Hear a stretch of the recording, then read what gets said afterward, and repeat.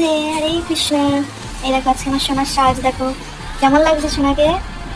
আজকে জানো সোনাদের জন্য একটা স্পেশাল বানাবো, যেটা আগে কখনো আমি ট্রাই করিনি। তো এই ফার্স্ট টাইম আজকে ট্রাই করবো, জানি না কেমন হবে।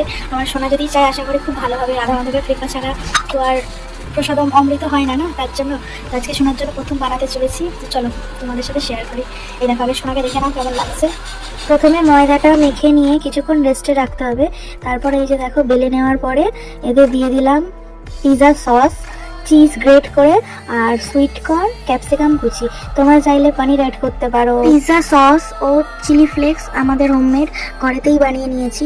তো দেখো উপর থেকে সুইট কর্ন ক্যাপসিকাম দেওয়ার পরে গ্রেট করে দিলাম বেশি করে, চিজটা একটু বেশি পরিমাণেই দিলাম। দিয়ে এটা কুক হতে দেবো 15 মিনিট।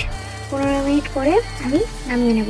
তো দেখো এখানে আমার হয়ে গেছে কমপ্লিট। তো এখানে যেহেতু আমার কাছে পিৎজা কাটার নেই, তার জন্য আমি ছুরি দিয়েই কেটে নিলাম। নিয়ে তুলসীপত্র দিয়ে ভগবানকে অফার করে দিলাম আজকে সোনার স্পেশাল পিৎজা, আর তার সাথে ঠান্ডা ঠান্ডা কোল্ড ড্রিঙ্কস।